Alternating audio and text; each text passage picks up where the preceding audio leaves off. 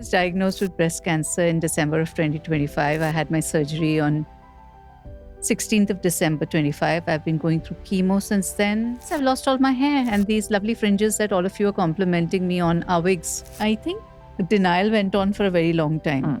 That this was not happening to me. It could not happen to me. Even after the surgery, it was like, okay, now it's over. So, do you think somewhere the fact that you were not going ahead and doing your screenings was fear or complacency? I think it was denial. Because I knew of the history in my family. I should have got my mammograms done. Anyone who's watching this, please get your checks done regularly. I was lucky I got it in time. Illness gives you a lot of clarity about things. And what did you learn from this illness about your friendships and relationships? There was a lot of arrogance, I think, that came in about my body that, I can do stuff. I didn't get tired. I could keep doing stuff. Then suddenly my body betrayed me.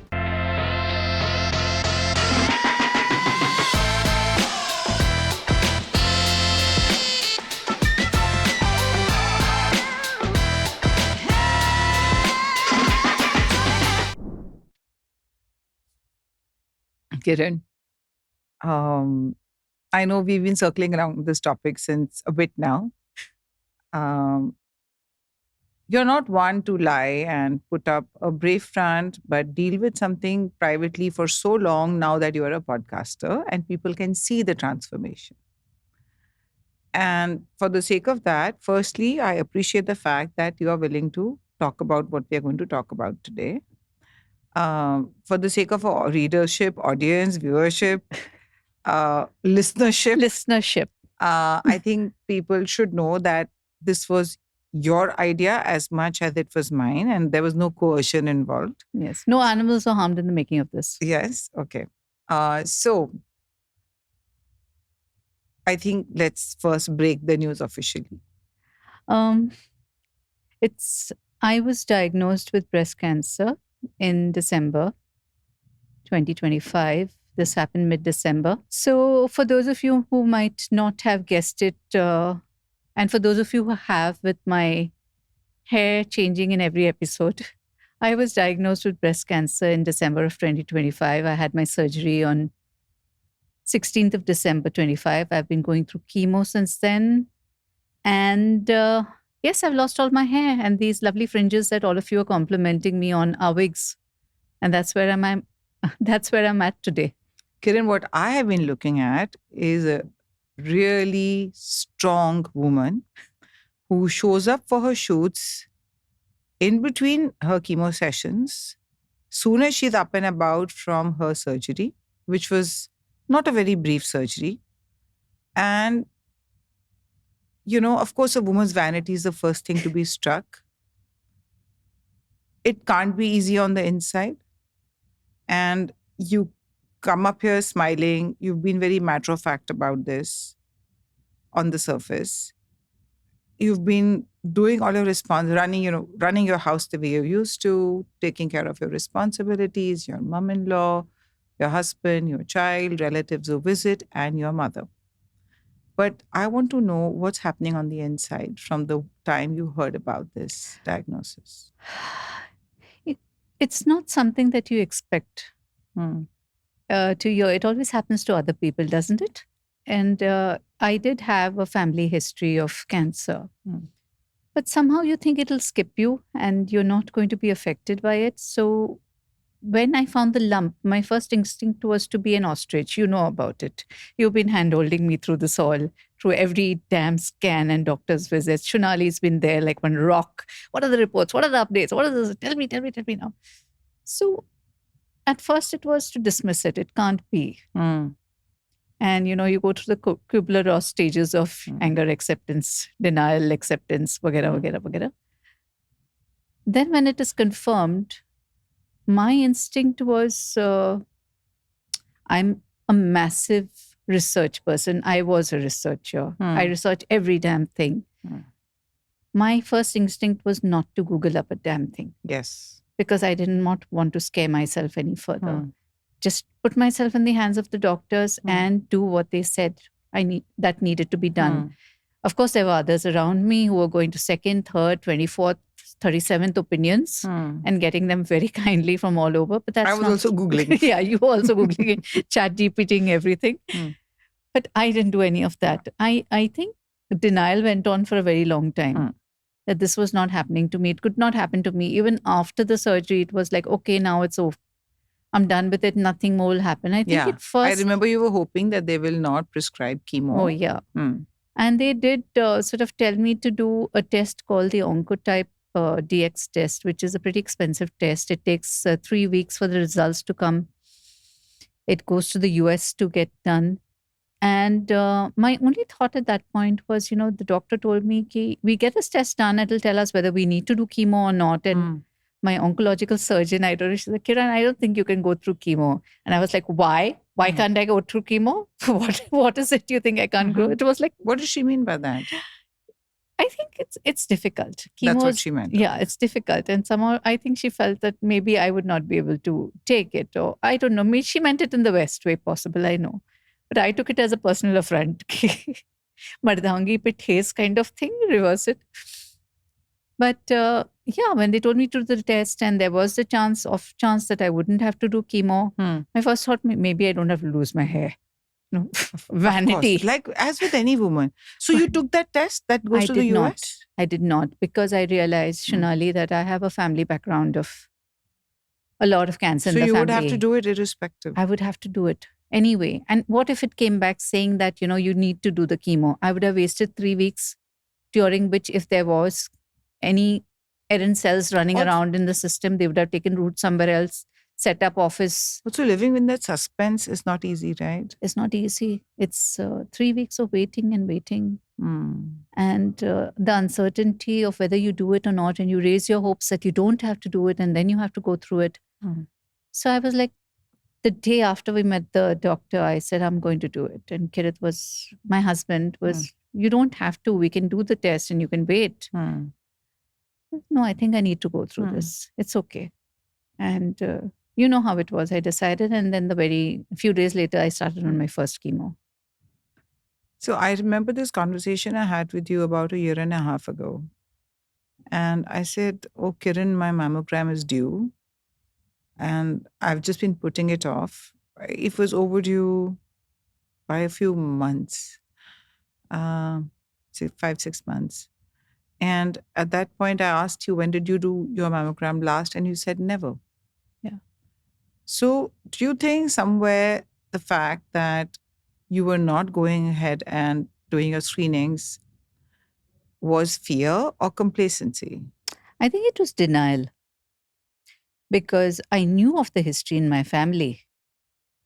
But you decided this won't happen to you. I decided I didn't want to get this done because you didn't want to find out if it could happen to me, and I didn't want to know.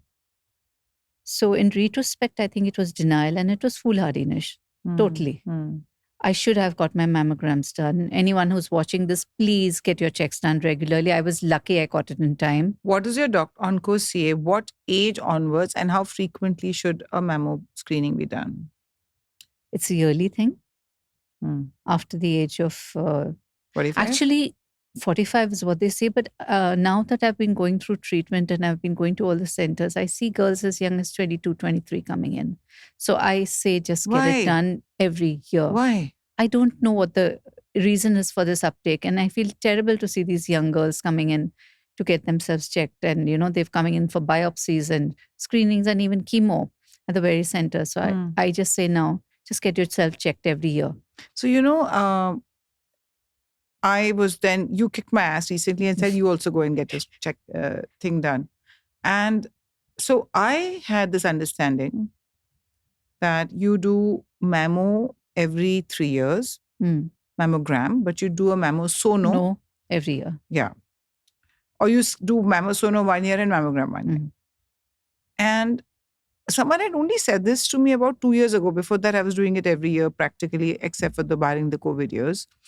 And then you sent me to this excellent doctor, radiologist. What's her name? Dr. Shilpa Lad.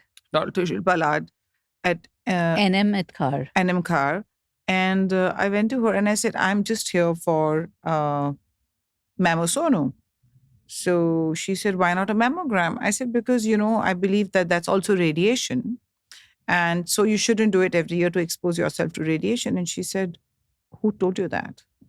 And so I ended up doing my mammogram. And of course, every woman knows this, that you do have your heart in your mouth somewhere. You do fear, um, what might come out. What might come out. But because you sent me to her and she seemed so up to date with everything, and she had worked in Canada for years. Yes, she did. Right? And with Sloan as well, I guess. That I'm not sure of, but okay, Canada, then maybe I'm not sure. Sloan, I'm confused. But anyway, she had this clarity, and I was like, okay, thank God Kiran asked me to go to her specifically, because also the mammo machines they were using were really gentler, by the way. Much gentler, I believe. Yeah, they are, compared to the earlier ones. Right? So anyway, so coming back to so it happened very quickly, right? The surgery happened for you, then the other test, then you went in for your first chemo. How hard was it? I keep saying that it's very difficult to explain something to another person who has not been through it. It's like childbirth. We can keep telling the world about how difficult it is, natural childbirth, but unless somebody has experienced it, they wouldn't really know. So for chemo as well, my first chemo, my oncologist, I asked him what would happen to me after chemo, because everybody had told me like, oh, chemo, you have to beef yourself up and you have to be strong and you have to eat well before your chemo. And I was at my peak, Shonali. I was physically very fit. My blood work was excellent. I was in my BMI. Parameters were perfect. Physically, there was absolutely nothing wrong with me. So I was pretty confident I could take whatever was coming at me. But the first chemo, the first day was not too bad. The second day was not too bad.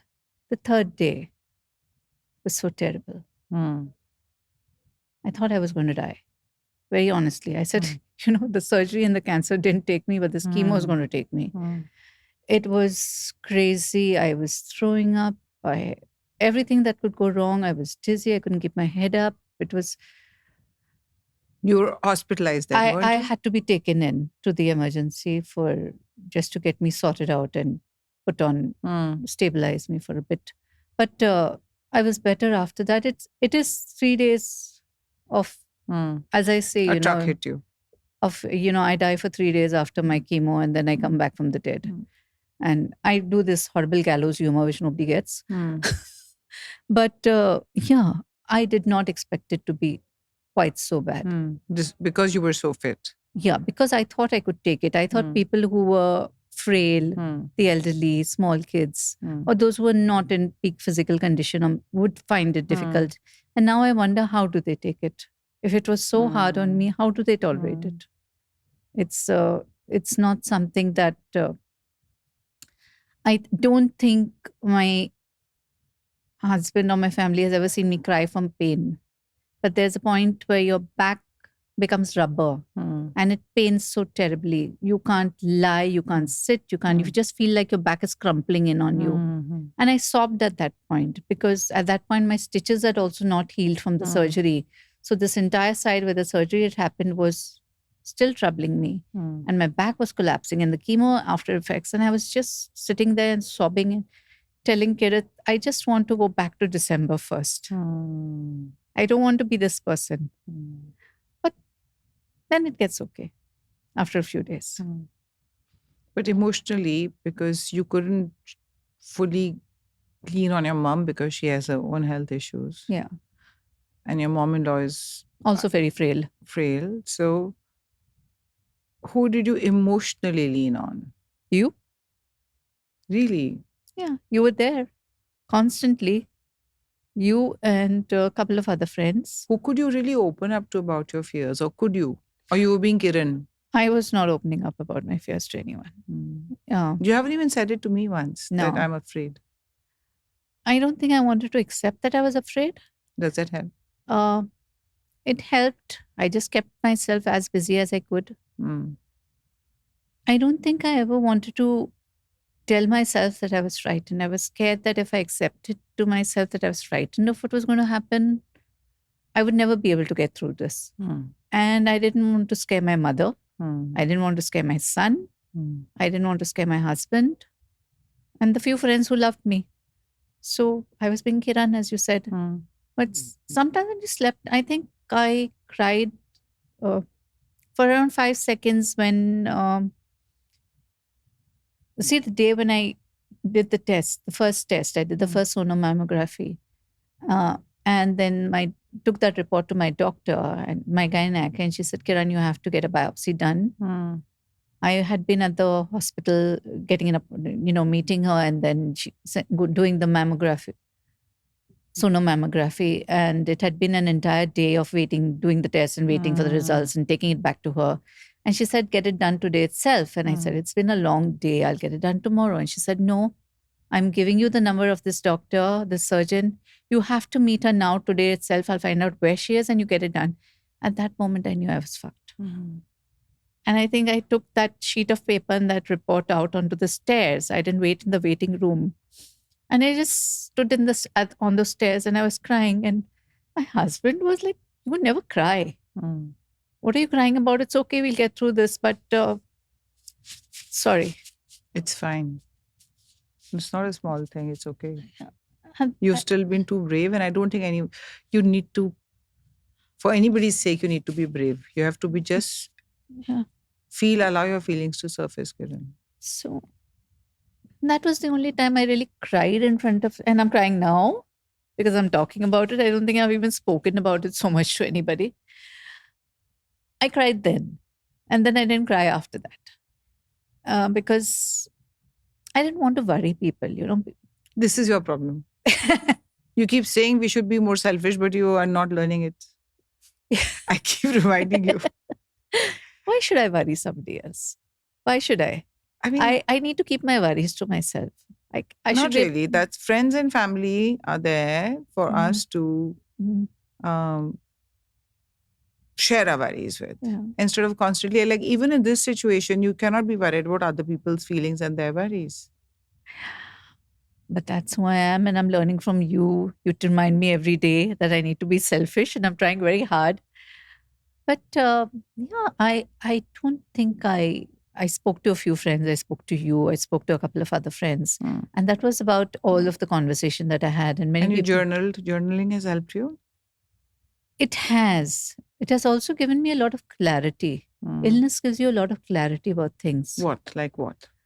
What have you learned from this illness about your body? And what have you learned from this illness about your friendships and relationships? About my body, that my last surgery was delivering Krish 22 years ago. I have not been ill since. I had a good stint. I mean, I had taken my body for granted. Nothing had gone wrong with my body. It was in peak shape. I ate well. I did not drink too much. I was not a smoker. You didn't drink at all? At all, hardly. I just took it for granted that it would be the same way. I was lifting weights. I was lifting weights to the extent I was sneering at other men who could not lift as much as I could in the gym. So there was a lot of arrogance, I think, that came in about my body that, I can do stuff. I didn't get tired. I could keep doing stuff. Then suddenly my body betrayed me in this way. And I don't like being weak. I don't like being dependent on anybody for anything. So I have learned that no, I cannot take my body for granted. I cannot be so cavalier about it anymore. Not going in for my yearly tests and my blood work. And I did nothing for years. I mean, you know that. I mean, you would ask me and I would say, no, I've not done a thing. So now I know better. That's the biggest learning. Also, I know that a lot of strength that I didn't know I had, I have that. Because when I go through my chemos, after the first chemo, I figured out, where I needed to do what. And I think this last chemo that I did, I went through without any of the medication they prescribed for post-chemo. Nothing. Not even a Dolo, not a Calpol, not a Lomotil, not a Pandy, nothing. I'm not trying to brag or anything. I'm just saying that I have figured out my body now and what it needs at that point, and I don't want to pump in more chemicals into it. So what does it need at the point? What do you do? It needs rest and hydration. And I think I have a very high pain tolerance, and I have a ability to hold discomfort, which is a good thing and a bad thing. But I think I draw on that right now. I don't recommend it for everybody because it's not an easy process. It's not easy. And if you're uncomfortable and if you are suffering, please take the medicine. There's no point in suffering. But my principle has always been like, get through it, the body will heal itself. Yeah. That's what I've been trying to do. What have It's you learned worked so about far. Yeah. What have I learned about people? people, your friends, your relationships? I have learned that some of the people you don't expect at all, some people you think are mere acquaintances or people you barely know, the moment they know, they will go out of their way to help you, to be there, to check in with you, to keep track of your chemo sessions, to keep track of your surgery and your recovery. And they will be involved. And these are people who I thought were like one step removed from being complete strangers. Wow. And this has touched me to no end. There are people who will send me stuff. I mean, I just wore a sari on the previous recording that was sent by a friend. Somebody sends flowers, somebody sends cakes. Even though I can't eat sweet, I mean, there was the thought that counts. Books, I don't know. I have just been receiving so much generosity from people, some of whom I barely even know. On the flip, I have learned that people I've considered very dear friends, people I've loved with all my heart, just disappear. Really? Just disappear. Don't even message to check, don't even call, haven't even called. Some have like just completely ghosted me. That's cruel. That's okay. That's a revelation of what they are. Maybe they don't, I don't know. Maybe I was that person to somebody. I don't know. Maybe I did not have that empathy until I came into this position. Unlikely. I don't know. No. So don't make excuses for people. So I don't know. Maybe the fact that you're not complete anymore in a certain way, or you're ill or something, makes you difficult to be around or uncomfortable to be around. I know someone whose very close family member went through a very stubborn kind of a cancer unexpectedly at a young age. And they also told me that they were shocked by how some extremely close relatives and friends abandoned them. And we were analyzing this, and it could probably be because it makes them uncomfortable or triggers their own fears, or then people only want to be around happy, successful people so they can keep feeling happy themselves, which of course is part of the narrative now. Yeah. That you need to be around people who you don't need to be uncomfortable around. Yeah.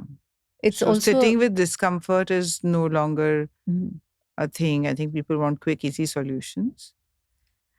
And also utility. I mean, somebody who's going through cancer is not very useful for you, right? You think it's like that? It's, you can't party with them. You can't go out with them. You can't have happy times with them because they're consumed by their illness. So who wants to be dragged down by that? So the easiest thing is to just disappear, to live out your life and just forget that this is happening to somebody who was so close to you at one point, somebody who maybe you loved so much, somebody who was a dear friend. So but those are few and far between, but they have shocked me. But if they reach out to you once you're fine and happy and out there living your life again, how will you respond? I will be polite and respectful, but they will never be part of my life again. What are some of the things which were well meant that some people said to you, but they didn't? They were well meant, but they should have not been said. I can lead with something my son said to me. Mama, my friend's father went through cancer and he died after second chemo. Krish. He said this to you before your chemo started? Yeah. Okay. This is not the right time to tell me this. Okay, what else? Then you get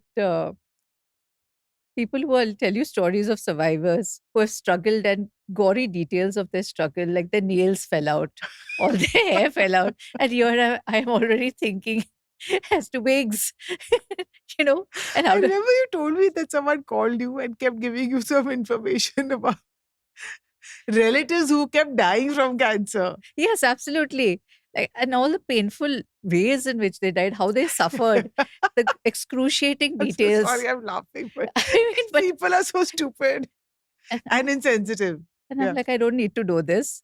But you should be prepared for what is coming. I'm like, I'm not going to die, It's like, there's no need to tell me all these details. But anyway, it was all well meant. I think they wanted to prepare me for what was Indians say coming. the darndest things. Yeah. And then there are dietary tips.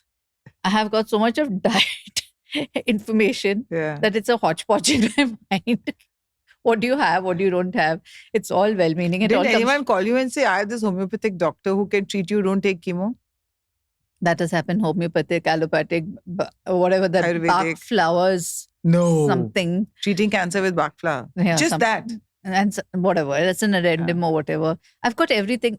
People are sweet. I mean, I love that. They're Yeah. trying to help in some way. I love that part of Yeah. it. But it's made such a khichdi in my mind of what I should eat and what I Yeah. should not. So I'm just sticking with what the doctors said. But speaking of Krish, I remember asking you in the early days that how has he processed it? And you said, no, he's going about his life because he thinks nothing will happen to Mama. Yeah, Mama's infallible. Infallible, right? So is he still that way, even though he's seen you go through, your after chemo? He is a very protective boy. Yeah. And he's very close to you. Yeah, he's very close to me. He's very protective. I don't think it actually struck him until after the surgery also because I was up and about. Mm-hmm. I had a fentanyl patch. I was feeling no pain. I was like superwoman. I was flying. So he thought nothing's happened to Mama. She's fine. She's just walking around holding this drain bag with her. I remember when I came to meet you, you were walking around with this drain bag because nothing. I was not feeling any pain. It's only when, the patch fell off and, it hit me like, oh my God, this is bad. Anyway, that apart, then when he saw me after the first chemo, I think that's when it really hit him. And that's when he realized that he should have been telling me about people who died after second chemo. I want to tell you, this is unrelated, but there was, my dad's uncle passed away years ago. I was quite young then. And at the prayer meeting, you know how, initially people come home, his body was still not cold. Okay? Oh Lord. And his wife was talking about the fact that, he had a daily routine. He used to go for a walk and come back and really talk to her about what he saw and who he bumped into, whatever. So their own relative, one of the son-in-laws says that, "Aapko kitna bore kar dete honge."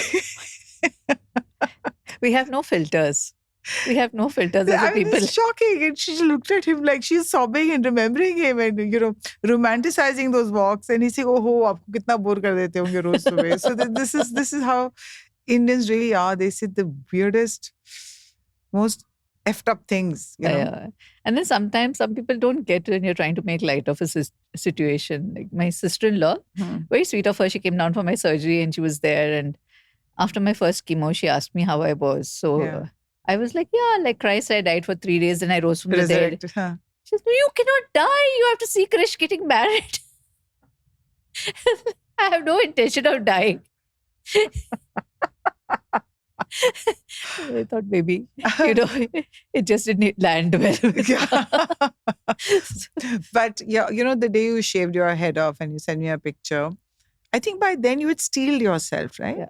It was, I think I steeled myself when the hair started falling and I called somebody to just crop my hair off at my ears and get a wig made of it. And when he was cutting my hair, my hair was not great, but it was my You pride. had great hair. It was my pride and glory. Yeah.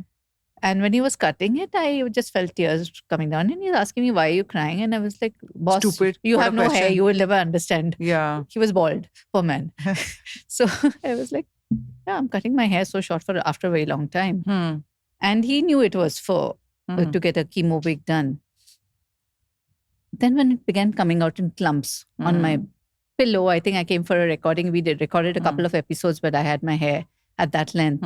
It was coming off on this chairs and I was busy telling Siddha, producer, Sid, I'm shedding like a dog. Just look at the chairs in case I've left anything. One morning I got up very upset this is happening. It's just coming out. If I touch my hair, it's coming out. And the roots of the hair were paining. They were aching. Both my boys, my husband on one side and my son on one side, brought their individual trimmers out. They sat me in the bathroom and they attacked both sides. And they both shaved me off.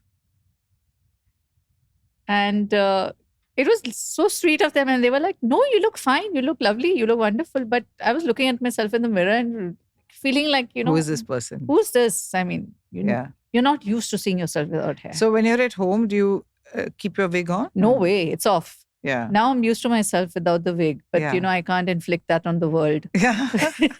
But this hair is suiting you. So I said, but listen, that guy, he did a shoddy job of your hair wig. Yeah, he did a very shoddy job and I paid a lot for it. So I'm very upset with that. Yeah. But it's my own hair. So I have some sentimental attachment to it. Of course. I will stroke it occasionally and then keep it back. So that's not, I think that vanity was the first thing I had to tackle. I mean, even when I met my oncologist, my oncological surgeon, the first thing I asked her was, will I lose my breast? Yeah. And my husband was so upset because he's like, you could die from this and the only thing you're bothered about is, will I lose a breast and will I lose my hair? He's a man. He doesn't get it. And she was very sweet. She told me we'll do breast reconstructive surgery and I'll conserve as much as I can, which she did, which is wonderful. I mean, you really can't make out if there's any piece missing. But and after that, I think slowly you lose your vanity. Because once you see yourself bald, there's nothing left to go. And then your eyebrows go. So there's nothing else that, attaches you to who you used to be. But have your doctors spoken about the fact that cancer cases are really going up, especially breast cancer. And other than like family history, is there any preventive thing that people, from your experience, you've learned girls can do, women can do, other than screening? Other than screening, I think being a little aware of what you're consuming. And like what? What should they not consume I think anything which has high hormones pumped into it. Chickens that we get, the eggs that we get, the milk that we get. Everything has hormones now. Yeah. So be very careful about that. If you're on birth control, which I was on for the longest time, I did not know I was supposed to take breaks from birth control pills. I was just on birth control because I'm 54 now. I had still not hit menopause. So I was still on birth control pills. So that's another factor. Shift your contraception to something that is non-hormonal.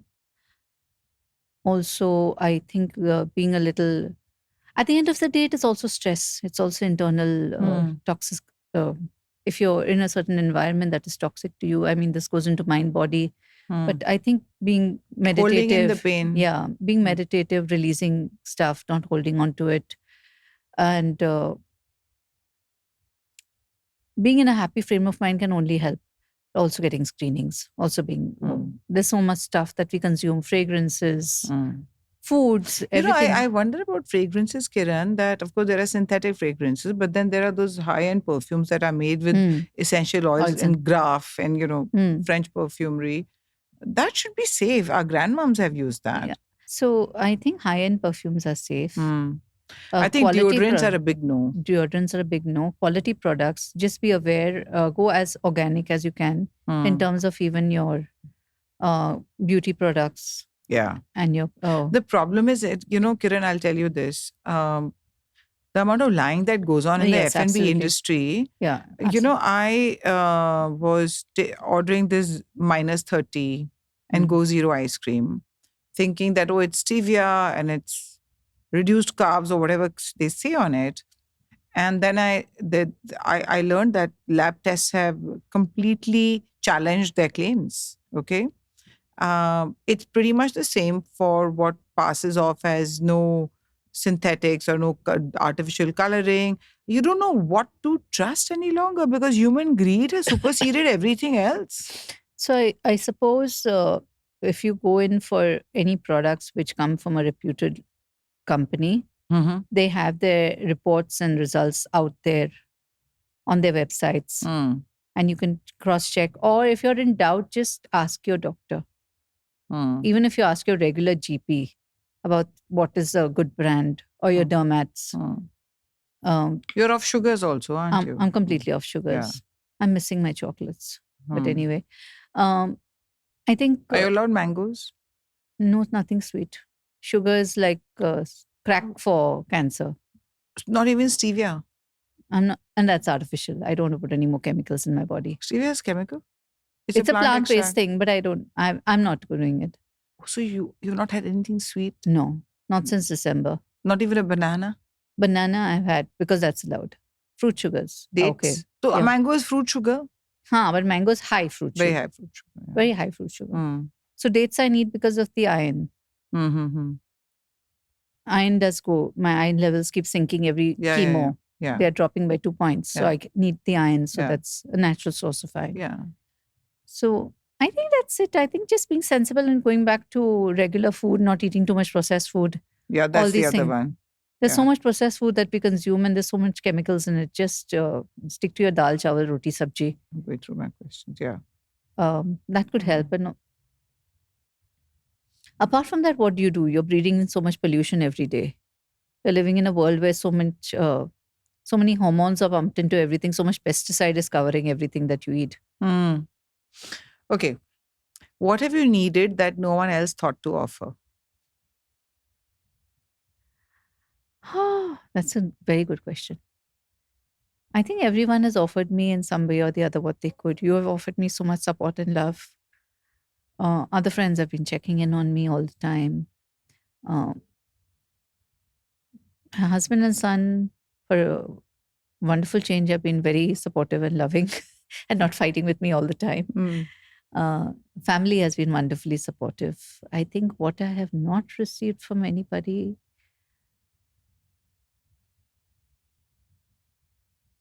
No, I really did not want to be this bichari, which is why I have not spoken about it so far.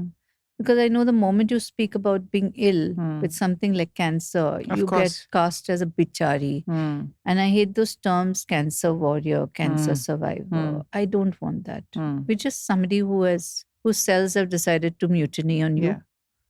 And you'll get through this if you're lucky. And if the fates are on your side. I think I've not received that kind of, unwavering... I don't know how to put it. Think that you'll be fine. You're going to deal with this. And if anybody can get through to this, it is you. I've got that from many people, but it's always tinged with this worry. I don't want that worry. I'm going to get through this. And it's going to be fine. But I don't want you to worry about me. I don't want anybody to feel that, oh God, what has happened to Kiran. No, nothing has happened. I'm fine. I just don't have hair. You want people to treat it the way they would treat, say, anything like else. A dengue survivor. Yeah, dengue, malaria survivor. Malaria survivor, dengue survivor. Don't stigmatize cancer so much. And with those who just ghosted me and disappeared on me, I'm not contagious. That kind of dismissal from their lives is what has really stung. I can see that's really hurt you. That's really stung. And it's human to feel so diminished. By somebody when you are not feeling diminished yourself. Dismissed rather than diminished. So Kiran, you decided that you wanted to talk about this publicly. And thank you for sharing and opening up. What do you want women to take from this story that you've shared publicly? I think to start being selfish.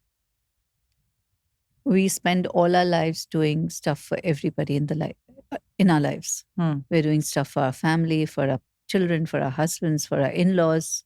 We don't do much for ourselves. Our health is always on the back burner. We are neglecting ourselves so much. We don't know how to take care, receive care from another person. It has been the most difficult thing about my journey has to be the fact that I can't receive care from anybody. If somebody is making a juice for me, I feel so indebted to that person. We spoke about it just yesterday. If somebody's taking care of me, I feel guilty for making them take care of me. I don't want to inconvenience anybody. But I realize now that I'm at a stage where I cannot do it myself. And I need to allow people to take care of me. I think just that, to let yourself be taken care of. I think that's what we need to learn. And we have to do this. We can't be always the ones taking care of other people. And the irony of this is not lost on me. No, but this is felt from the heart now, and this I shall be know. implemented. That's the thing.